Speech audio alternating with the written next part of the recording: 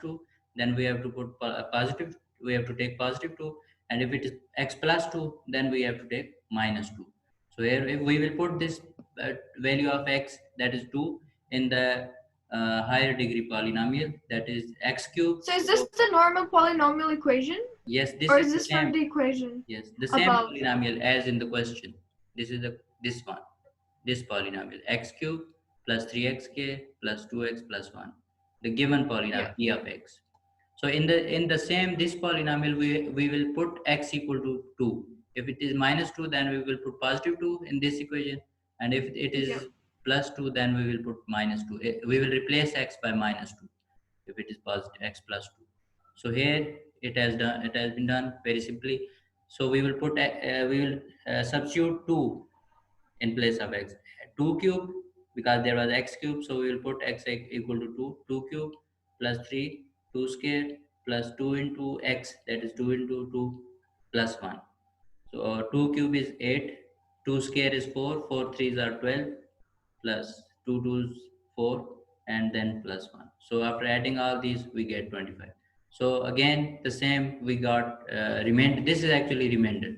This is called remainder, and this method is called remainder theorem. When we put value of x in the given polynomial, higher degree polynomial, we get an answer, we get a remainder. It can be 0, but here it is 25.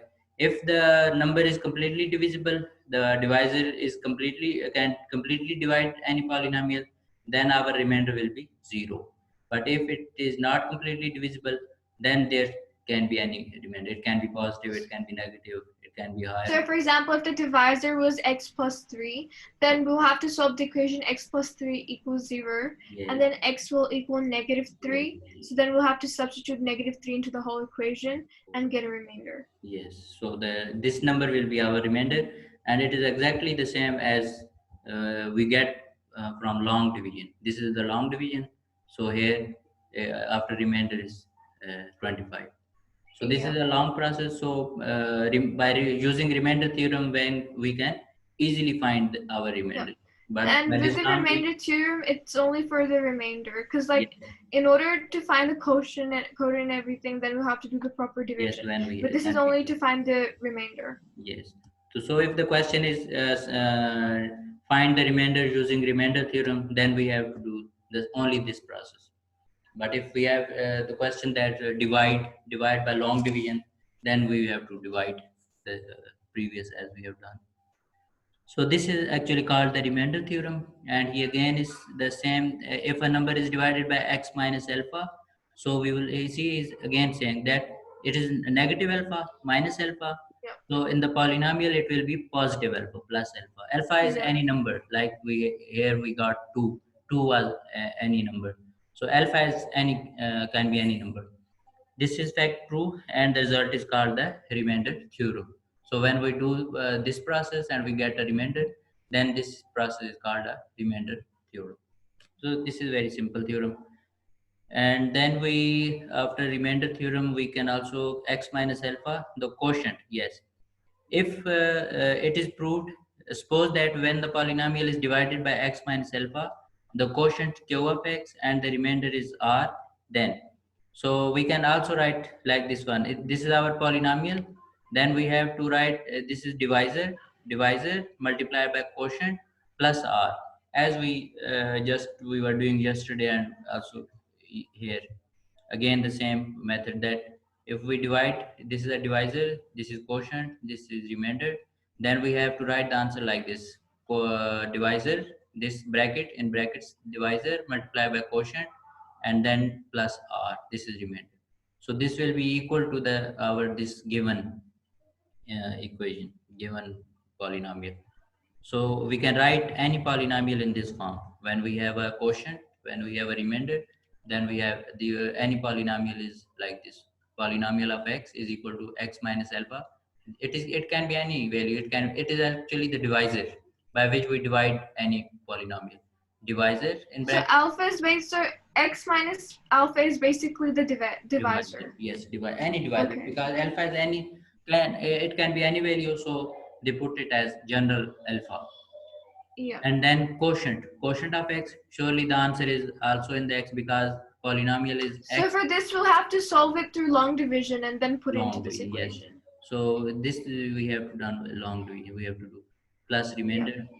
Now, as two expressions are equal for value, so so that we have p polynomial of alpha. Now see, actually x is any number, and we have to put value of x as alpha because this is divisor. When we put x minus alpha equal to 0, then x value becomes alpha. So when we put replace when we substitute alpha in this equation, then we get p of alpha is equal to alpha minus alpha q of alpha plus r. Here now see from this term, alpha minus alpha is 0. So it means that this whole term can be 0. When we replace x by its number, its value, then the first term is 0. It means that our now remainder is equal to p of alpha. The same. Actually, our Yeah. remainder now is this one. When we put p of alpha, then this is our remainder. So that is the remainder when p of x is divided by x minus alpha is equal to p of alpha. So we can write p of x is equal to x minus a, that is divisor, and then quotient plus p of alpha is actually the remainder. So remainder can be of this one. So this is a general formula. They have formed a general formula.